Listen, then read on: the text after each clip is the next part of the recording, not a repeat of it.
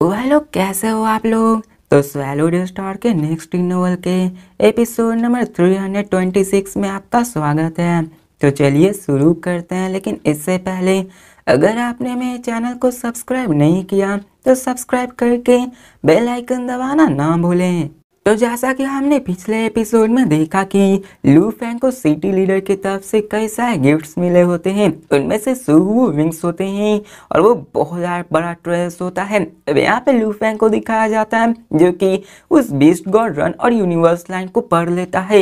लू फैंग अपने golden horn beast के इनहेरिटेड मेमोरी में भी उन सारे टेक्निक्स को देखने लगता है। अब गोल्डन हॉर्न बीस्ट के पास भी अपने पंख है, लेकिन देखा जाए ये सी हुआ विंग्स तो उसके सामने वो कुछ नहीं है, वो बहुत बड़ा चीज है। अब लू फेंग उसको स्टडी करना शुरू कर देता है और कहता है कि इस बीस्ट को रन और यूनिवर्स लाइन में देखने के काम लू फेंग की पर्सपेक्टिव बहुत बड़ी हो गई थी। वो जान गया था कि ये स्पेशलाइज है फ्लिंग करने में और ये दोनों एक दूसरे से सिमिलर है। अब लू फेंग कहता है कि मेरे तीनों बॉडीज में अभी सबसे स्ट्रॉन्गेस्ट गोल्डन हॉर्न बीस्ट की बॉडी है और नेचुरली स्ट्रॉन्ग के साथ ही स्ट्रॉन्ग काम करती है और सी वू विंग्स में गोल्डन हॉर्न बीस्ट के साथ ही अच्छे से तालमेल कर सकती है। और बात रही यूनिवर्स स्ट्राइक ट्रेवल की, तो ये गोल्डन हॉर्न बीस्ट के एंचेस्टर ने बनाया हुआ होता है और लू फेंग को भी ये सूट करने वाला था और लू फेंग इसकी मेन टेक्निक को यूज करता और बीस्ट गॉड रन और यूनिवर्स लाइन इसको सेकेंडरी टेक्निक में यूज करने वाला था। लू फेंग वहां से जीत नहीं पाया तो लू फेंग अपने बीस्ट गॉड रन जो कि भागने के लिए होता है उसको यूज कर सकता है। लू फेंग स्टडी कर रहा होता है और उसके स्क्रीन के सामने एक स्लिट हाउस अपीयर होता है जो कि लो वॉइस में कहता है, primer region sector lord member Lu Feng, आपने domain lord level primer sky mission को पास आउट कर लिया है, इसलिए वर्चुअनवर्स कंपनी आपको 3 बिलियन पॉइंट्स देने वाली है जो कि आप इसको यूज करके अपने स्ट्रेंथ को बढ़ाने में एक्सचेंज कर सकते हैं और जितना ज़्यादा आप इसको यूज करेंगे आपके हायर चांस होंगे आउटर रीजन वॉर्स में सर्वाइव करने के लिए। तो लू फेंग कहता है मैं समझ गया। अब जिसके बाद वो कहता है कि मैं आशा करता हूं कि आप उस आउटर वार्ड से जिंदा लौट कर आएंगे, इसलिए आपको बेस्ट ऑफ लक। जिसके बाद वो चला जाता है। अब लू फेंग स्माइल करता है, बहुत ज्यादा एक्साइटेड होता है और कहता है फाइनली वो आ ही गया 3 बिलियन पॉइंट्स। लू फेंग इस 3 बिलियन पॉइंट्स को चेक करता है तो उसके अकाउंट में आ चुका होता। लू फेंग अपने लैपटॉप के सामने बैठकर कहता है कि पहले मुझे देखना होगा कि आखिर डेटी जो वर्ल्ड के लिए कौन से मटेरियल्स रिक्वायर्ड है उसी को मैं यूज करके एक्सचेंज करूंगा। अब देखा जाए तो लू फेंग ने पहले भी सर्च किया था, लेकिन पहले लू फेंग की उतनी अथॉरिटी नहीं थी, लेकिन अब वो कर सकता है। अब लू फेंग बबाता से कहता है, बबाता मेरी मदद करो 3 बिलियन पॉइंट्स को कैलकुलेट करने में कि आखिर मैं डेटी जो वर्ल्ड को कितना बढ़ा सकता हूँ। तो बबाता एक ही झटके में कहती है कि मैं कैलकुलेट करी और कंप्लीट भी कर लेती है। यहाँ पे बबाता कहती है कि 3 बिलियन पॉइंट से तुम डेटी जो वर्ल्ड से अपने स्ट्रेंथ का 7.9 टाइम्स एम्पलीफाई कर सकते हो। अब देखा जाए फर्स्ट लेवल में 3 टाइम्स एम्पलीफाई होता है, सेकेंड लेवल में 9 टाइम्स एम्पलीफाई होता है, लेकिन इसको पूरी तरह से कवर अप करने के लिए टोटल 10 बिलियन पॉइंट्स की जरूरत है। अब लू फेंग फिर बबाता से पूछता है कि 7.9 हो सकता है, तो बताओ आखिर 7.5 टाइम्स होने में कितनी ज्यादा रिक्वायरमेंट्स है। तो बबाता कहते हैं कि 2.12 बिलियन, मतलब कि यहाँ 3 बिलियन में से 2.12 बिलियन खर्च करेगा तो 7.5 टाइम्स होगा और जितना ज्यादा बढ़ता जाता है उतना ज्यादा पॉइंट्स भी बढ़ते जाता है। अब लू फेंग कहता है बहुत अच्छे, चलो मेरी मदद करो इसको एक्सचेंज करने में। अब लू फेंग हेसिटेट भी नहीं करता है और उन सारे आइटम्स को एक्सचेंज कर लेता है। अब लू फेंग इस लॉजिक के बहुत ही क्लियर था कि इसको स्ट्रॉन्ग बनना है। अभी के मर्तबा गोल्डन हॉर्न बीस्ट की बॉडी अर्थ के बॉडी से 100 टाइम ज्यादा स्ट्रॉन्गर थी, यहाँ तक कि मल्टीपल टाइम्स अर्थ बॉडी के स्ट्रेंथ को भी ऐड कर दिया जाए तो वो गोल्डन हॉर्न बीस्ट के बॉडी के सामने कुछ नहीं थी, इसलिए वो बीस्ट की स्ट्रेंथ को ही एम्पलीफाई करना चाहता है।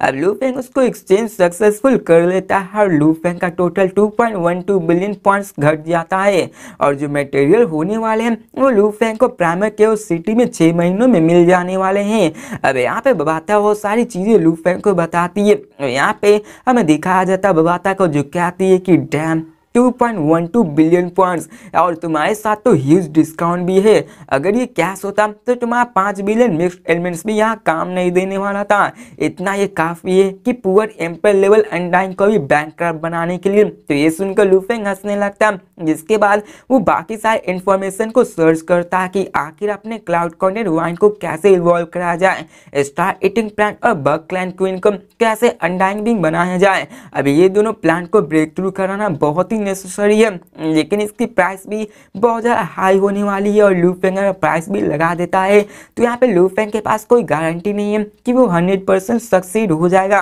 फॉर एग्जाम्पल में हमें बताया जाता है कि 100 वाइन स्टार ईटिंग प्लांट, उसका ब्रेक थ्रू होने में अनडाइन बिंग का 80% चांस है, लेकिन इसमें भी लू फेंग को 10.86 मिलियन पॉइंट्स लगने वाले हैं। अब 300 वाइन स्टार ईटिंग प्लांट के लिए सबसे बेस्ट मेथड से सिर्फ 60% ही चांस है, लेकिन उसका कॉस्ट भी 920 मिलियन पॉइंट्स है, जो कि पहले 100 वाइन से काफी ज्यादा होता है, 92 टाइम।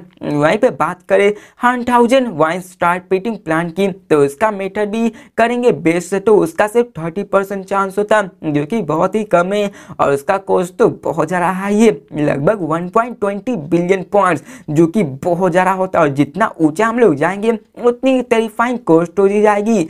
लेकिन यहाँ पे पावर लेवल का भी डिफरेंस है, 100 और 1000 वाइन्स का लेवल गैप बहुत ज़्यादा होता है। अब लू फेंग इन सब के बारे में सोचता और कहता है कि जब 108 वाइन क्लाउड कॉर्नर वाइन की बात आएगी तो बेस्ट मेथड से 80% चांस होगी, उसकी कॉस्ट सिर्फ 18.1 मिलियन पॉइंट्स होगी। और वहीं पे 216 वाइन जो कि लू फेंग के पास अभी मौजूद है, उसके लिए बेस्ट मेथड से सिर्फ 50% चांस होता है। लू फेंग इसके लिए कॉस्ट 1.53 बिलियन पॉइंट्स देना पड़ता, और सबसे हाईएस्ट 360 वाइन क्लाउड कॉर्नर की, तो उसकी बेस्ट मेथड से सिर्फ 40% चांस था अनडाइन में ब्रेक थ्रू करने के लिए, और उसका कॉस्ट 11.6 बिलियन पॉइंट्स होता है। अब देखा जाए क्लाउड कॉर्नर वाइन यहाँ पे ज्यादा सस्ता पड़ रहा है, क्योंकि यहाँ पे 1000 स्टार्टिंग प्लान में तो कुछ ज्यादा ही पैसा लग रहा है। अब ये सभी बेस्ट मेथड है, लू फेंग यहाँ पे कम यूज करता तो यहाँ पे और भी बेकार से मेथड है, लेकिन वहाँ पे और भी ज्यादा लोअर चांसेस हो जाते हैं उसको ब्रेक थ्रू कराने में। और उस वक्त जब ह्यूआन बो ने अपने क्लाउड कॉर्नर वाइन को ब्रेक थ्रू कराया था तो उनका लक भी बहुत बड़ा पार्ट में पार्टिसिपेट किया था। इसमें लक की बहुत जरूरत होती है, अगर लक नहीं है तो तुम अनडाइन नहीं बना सकते हो। अब यहाँ पे लू फेंग अपने सारे मटेरियल्स और ट्रेस को भी एक्सचेंज करना शुरू कर देता है। दिखाया जाता है कि टाइम स्पेस स्क्रॉबर 4/5 6 वॉल्यूम एक्सचेंज करने लगता है। लू फेंग यहाँ कहता है कि यहाँ पे ऑटोमन वेपन्स को भी मुझे एक्सचेंज करना, क्योंकि ये मुझे वॉरियर्स में लड़ने में बहुत ही फायदेमंद रहने वाली है। यहाँ पे मैं बताया जाता है कि लू फेंग ने अपने कई सारे पॉइंट्स के लार्ज हिस्से को यूज कर लिया होता है, और 3 बिलियन में से सिर्फ 200 मिलियन ही बचे हुए थे, बाकी सब ने उसने अपनी स्ट्रेंथ को बढ़ाने में कर लिया होता और कई सारे क्राइसिस से डील करने में भी। अब टाइम बीता है और एक ही झटके में वहाँ 300 साल बीत चुके होते हैं, उसको सेक्टर लॉट बने हुए हैं, और एक्चुअल यूनिवर्स में 1000 ईयर्स पास हो चुके होते हैं। अब प्राइमर के उस सिटी में काउंटलेस वॉरियर्स अपने बालकनी में बैठे हुए होते हैं, और उन्हीं में से लू फेंग भी उठता है और अपने चारों तरफ यूनिवर्स लॉ को देखता है और हंसते हुए कहता है, और क्या था 300 साल हो चुके हैं, मैं यहाँ फाइनली 9 यूनिवर्स टैबलेट्स 18 टाइम पढ़ चुका हूँ, तो मैंने फाइनली अपने 4th star picture 5th Galaxy picture को कंप्लीट कर लिया है। अब इन सबसे लू फेंग खुश होता है। देखा जाए तो लू फेंग की अभी पावर इतनी थी कि फिर पिक्चर के भी आसानी से 15 लेवल ऑफ हेवनली ब्रिज से पास आउट कर सकता है, जो कि कंपेरेबल है first form of nonsense 7 form. लेकिन देखा जाए तो first level of nonsense 7 forms आसान है उससे, लेकिन 108 वंडर्स को मिला दिया जाए तो उसकी एफिशिएंसी और भी ज्यादा बढ़ जाती है। इन 300 सालों में लू फेंग की पावर भी बूस्ट हो चुकी है। अब यहाँ पे लू फेंग कई सारे बातें करता है, जिसके बाद वो जंप करके वहां आगे निकल जाता है। लू फेंग कहता है कि मैं यहाँ पे 1200 सालों से रहा हूँ और लगभग 4000 साल एक्चुअल यूनिवर्स में पास आउट हो चुके हैं, और यहाँ पे जब से मैं जन्म लिया हूँ तब से मैं ट्रेनिंग कर रहा हूँ, मुझे ये छोड़ना नहीं है। लू फेंग कहता तो समय आ गया है मुझे ये छोड़ने का। अब लू फेंग वहाँ पे ज्यादा दूर नहीं टूयान रेसिडेंस की ओर बढ़ जाता है और यहाँ पे वो अपने प्राइमरी केओस सिटी को भी तो बोलना है गुड बाय क्योंकि वो यहाँ जाने वाला है। और यहाँ पे कई लोग लू फेंग को जान भी चुके थे और कहते हैं जूनियर लू फेंग जूनियर। और जैसे ही लू फेंग वहां से गुजरता है सबको तो पता था कि वो प्राइमरी केओस सिटी लीडर के ट्रू डिस्पल बन चुके हैं और इसलिए उन्होंने उसको अच्छे से ट्रीट करना शुरू कर दिया था। अब यहाँ पे सीनियर लू फेंग से कहता है कि टीचर उस रास्ते ही में है, जिसके कारण लू फेंग उस यार्ड में और बढ़ जाता है और तभी एक वॉइस आती कहती है कि अंदर आ जा। जहाँ पे लू फेंग अंदर जाता है और टूयन अपने टेबल पे बैठे हुए होते हैं। अब लू फेंग उनके सामने झुकते हैं तो टूयन उससे पूछता कि क्या तुम यहाँ से जा रहे हो, तो लू फेंग कहता है हाँ। अब यहाँ पे टूयन लू फेंग की तरफ देख कर कहते हैं जाओ और मेरे रेपुटेशन को खराब मत करना। तो लू फेंग उनके सामने झुकता और कहता है ठीक है मैं यहाँ से अब जाने वाला हूँ। जिसके बाद वो बाहर निकलता उसको जाते हुए देखकर टूयन कहते हैं कि जिंदा वापस लौटना और हो सके तो कुछ अच्छी सी वाइन लाना, मैंने अभी तक तुम्हारे हाथों से कोई वाइन को टेस्ट नहीं किया है। तो लू फेंग वहां से जाते समय कहता है कि मैं जरूर जब लौटूंगा तो आपके लिए एक शानदार वाइन जरूर लाऊंगा। इसके बाद लू फेंग को दिखाया जाता जो कि वहां से बाहर निकलता है और उसने अपने माइंड में बना लिया होता है कि वो अपना नाम जरूर बनाएगा। अब इसके पास 3 टीचर्स थे जिनमें कि ह्यूआन बोलते और दूसरे थे ट्रूयान और तीसरे थे प्राइमरी केओस सिटी लीडर। और देखा जाए रिलेशनशिप में तो ट्रूयान का रिलेशन लू फेंग के साथ बहुत ही अच्छा था क्योंकि लू फेंग ने उनके साथ बहुत ही समय बिताया था और ट्रूयान भी लू फेंग को बहुत अच्छे से पढ़ाया करते हैं जैसे कि एक फादर अपने बेटे को पढ़ाते हैं। अब देखा जाए तो ट्रूयान ने ही नानसान 7 फर्म्स को अकेले खरीद के लू फेंग को दिया होता है ताकि लू फेंग अपनी पावर को बढ़ा सके। देखा जाए तो ट्रूयान एक नाइट तो नहीं है लेकिन नानसान 7 फर्म्स को खरीदने के लिए बहुत ज्यादा पैसा लगने वाला था। यहाँ पे लू फेंग इसके बाद सिटी लीडर रेसिडेंस की ओर जाता है। वहां पर भी लू फेंग को सब जानते थे और उसके लिए रास्ता बनाते हैं। लू फेंग यार्ड में जाता है और वो अंदर चला जाता है और वैसा ही सीन हर बार होता है कि वहाँ पे कई सारे बॉडीज होते हैं जो कि काउंटलेस ईयर से होते हैं और सड़े नहीं होते हैं और असल में ये बॉडीज किसी और के नहीं यहाँ पे प्राइमरी केओस सिटी ने जिसको जिसको मारा होता है उन्हीं सब के होते हैं। वे सभी एक अनडाइंग बॉडीज होते हैं जिनमें से टेरिफाइंग पावर निकलने लगती है। अब लू फेंग वहाँ पे जाता है और वहाँ पे कहता है टीचर। अब सिटी लीडर भी लू फेंग की तरफ देखते हैं और वो पूछते हैं कि क्या तुम प्राइमरी केओस सिटी को छोड़ने के लिए तैयार हो। तो लू फेंग हामी भरता है तो सिटी लीडर कहते हैं कि हाँ तुम्हारा ये टाइम है कि तुम बाहर जाओ और दुनिया को एक्सप्लोर करो। तो तुम प्रिपेयर हो कि तुम कहाँ जाने वाले हो।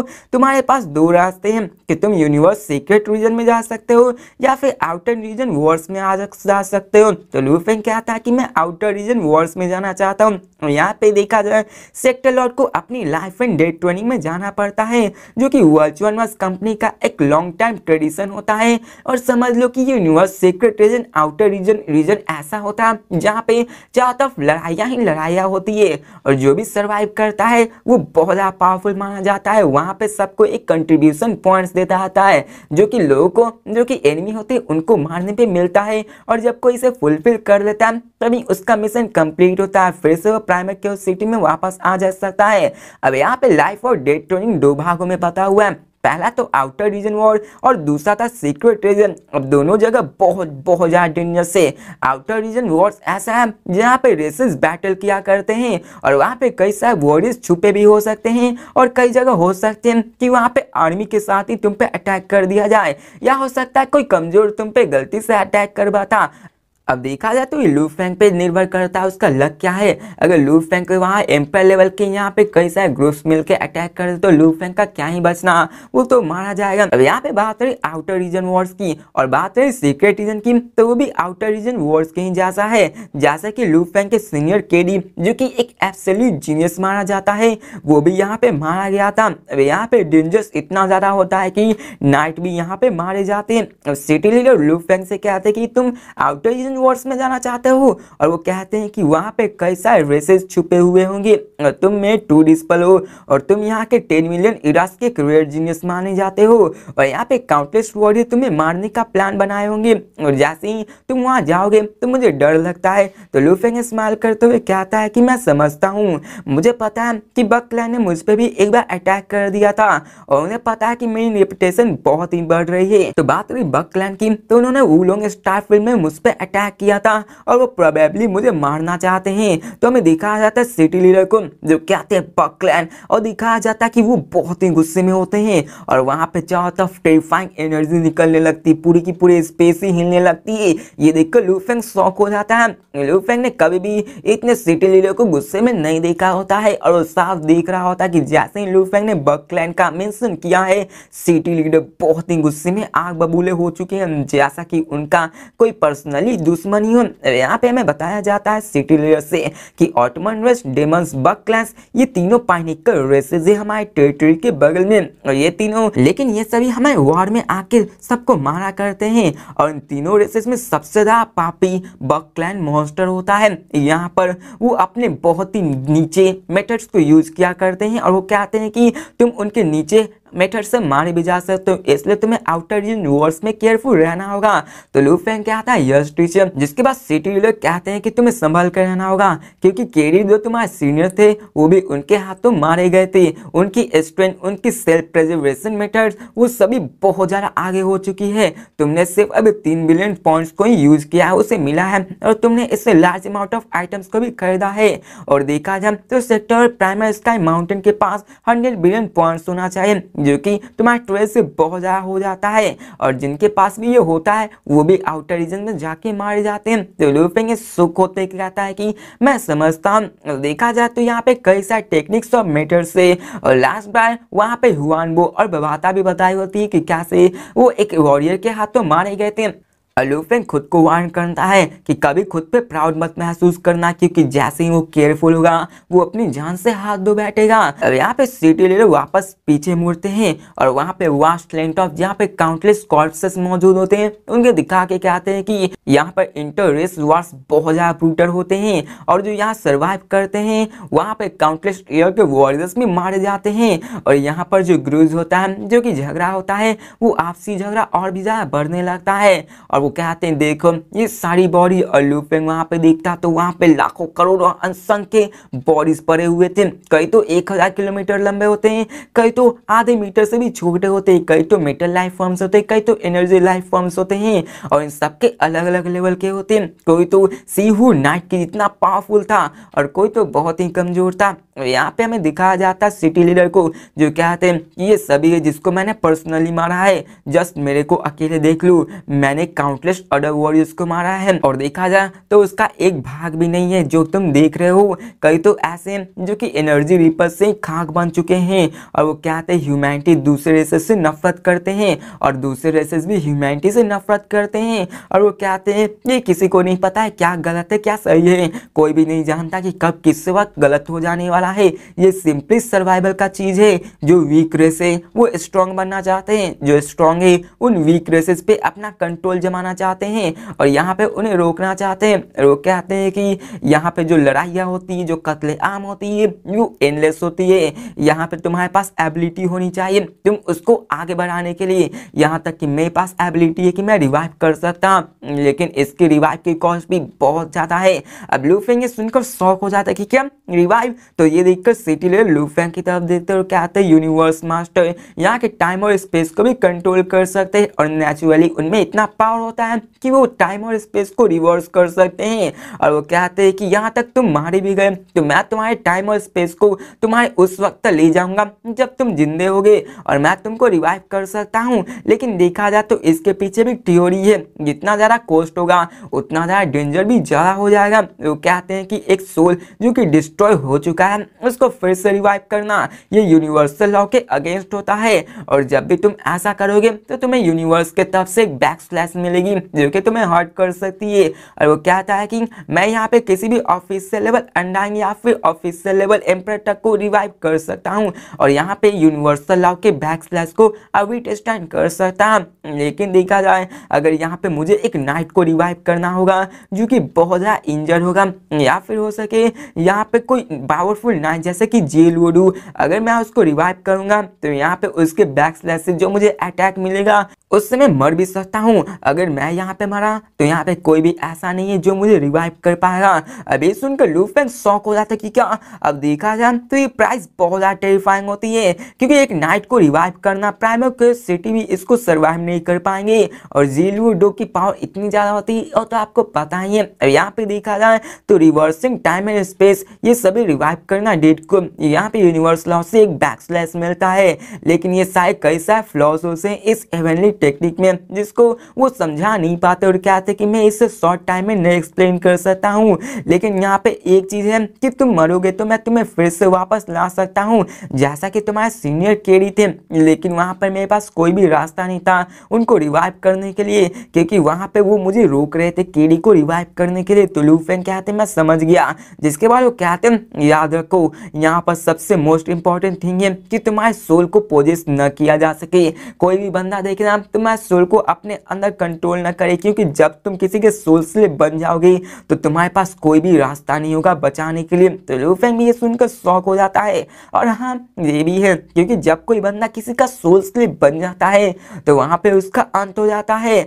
अब फिर इसके बाद सिटी लीडर लू फेंग की तरफ देखते हैं और कहते हैं कि अगर तुम्हारे पास कोई सोल अटैक है जो कि तुम वीट स्टैंड नहीं कर सकते हो तो खुद को, क्योंकि यहाँ पे किसी का सोल स्लेव बनने से अच्छा है कि मौत ही है। तो लू फेंग भी जानता था कि सेल्फ डिस्ट्रक्ट। अब यहाँ पे वो हाथ को फ्लिप करते और कहते हैं कि ये मेरा कीप से कि इसको रखो, जिसपे कि मेरा फ्रेंड कार्विंग से जो कि सिटी पे। अब लू फेंग उसको ले लेता है, जिसके बाद वो कहते हैं कि अगर यहाँ पे कोई तुम्हें खतरा हो जिसके साथ तुम डील नहीं कर सकते हो तो इस कार्ड को तुम डिस्ट्रॉय कर देना। अब देखा जाए तो एक C9 ग्रेट एलॉय था जो कि बहुत ही कमजोर था। लू फेंग बड़ी आसानी से इसको डिस्ट्रॉय कर देता है, और यहाँ पे वो कहते हैं कि इस पे मेरा स्पिरिट इम्प्रिंट है, और जैसे तुमको कोई खतरा में तुम इसको डिस्ट्रॉय करोगे तो मैं जान जाऊंगा और बहुत ही कम टाइम में वहां पे आने की कोशिश करूंगा। तो लू फेंग भी हामी भरता है, लेकिन यहाँ पे वो कहते हैं कि ऑफ कोर्स तुम्हें इसको यूज करना होगा तभी जब तुम बहुत ज्यादा फोर्स होगे। यहाँ पे मैं आशा करता हूँ कि तुम अपने स्ट्रेंथ पे रिलाई करोगे, एक एब्सोल्यूट वॉरियर बनोगे, और यहाँ पे अदर रेसेस को तुम्हें छूने की भी हिम्मत नहीं होगी। और यहाँ पे वो कहते हैं कि तुम्हारी सर्वाइवल नंबर 1 पे होनी चाहिए। यहाँ पे तुम्हें एब्सोल्यूट वॉरियर बनना है की मरना है, और बाकी सारे रेसेस से मिसअप होने की कोशिश मत करना। जैसा कि undying night, huge x dojo, उनकी एक नाइट पाइनिकल लेवल है, उनसे तुम मत करना, क्योंकि अगर तुम उनसे फंसे तो यहाँ पे हो सकता है कि मैं भी ना बचा पाऊँ। अब लू फेंग इन सब के बारे में जानता है, यहाँ पे उनमें कई सारी बातें होती है जिसको मैं स्किप करता हूँ, जो कि सिंपली लू फेंग के सर्वाइवल के लिए बताते हैं कि मिसअप मत करना किसी पावरफुल बैंक से। अब लू फेंग कहता है कि मैं ये सब याद रखूंगा, जिसके बाद सिटी लीडर कहते हैं जाओ और यूनिवर्स को एक्सप्लोर करो। लू फेंग उनके सामने झुकता है और उनके साथ बीट करता है, जिसके बाद लू फेंग उस प्राइमर के सिटी से गायब होकर बाहर निकल जाता है, और सीन चेंज कर हमें यार्ड का सीन दिखाया जाता है, जहाँ पे लू फेंग यार्ड में आ चुका होता है, और वहाँ पे कई सारे शिप्स यूनिवर्स पार्टवे से प्राइमर रीजन से वर्ल्ड यूनिवर्स कंपनी के हेडक्वार्टर्स तक जा रहे होते हैं। और लू फेंग डिसाइड करता है कि वो उसी दिन वहां से जाएगा, और वो अपने सारे शेड्यूल्स और लीव को रिक्वेस्ट कर देता है, जिसके बाद वो एक अपने ह्यूज शिप की ओर चला जाता है। यहाँ पे हमें उस शिप पे दिखाया जाता है कि एक पर्पल ऑफ अनडाइंग उसके एंट्रेंस पे खड़ा होता है, और वो कहता है योर मैजेस्टी लू फेंग, हम सभी रेडी हैं। अब लू फेंग प्राइमर के उस सिटी की तरफ देखता है जहाँ पे वो 1200 सालों से रह रहा था, और वहाँ पे उसके ट्रूएंट टीचर प्राइमर के सिटी लीडर भी थे, और वो कहते हैं कि ये टाइम हो चुका है जाने का। जिसके बाद वो शिप में आ चुका होता है, और शिप फ्लाई करने लगता है, और केविन का दरवाजा बंद हो जाता है, और शिप अपने प्राइमरी केओस एनर्जी से फैल करके वहां से आगे बढ़ना शुरू हो जाता है। और यहाँ पे लू फेंग की जर्नी शुरू हो गई है उस आउटर रीजन्स वॉर में, और आउटर रीजन्स वॉर इतना ज्यादा खतरनाक होता है, अगर लू फेंग के पास यहाँ पे सिटी केओस लीडर का यहाँ दिया हुआ सुई विंग्स नहीं होता तो शायद लू फेंग कभी भी इतने हार्श कंडीशन में सरवाइव नहीं कर पाता। और यहाँ पे हम लोग लू फेंग की जर्नी को देखने वाले हैं, और यहाँ पर आगे चल के लू फेंग का सामना नालान सान से भी होने वाला है, और नालान सान कौन है आपको तो पता ही है। तो मिलते हैं नेक्स्ट वीडियो में, तब तक के लिए बाय।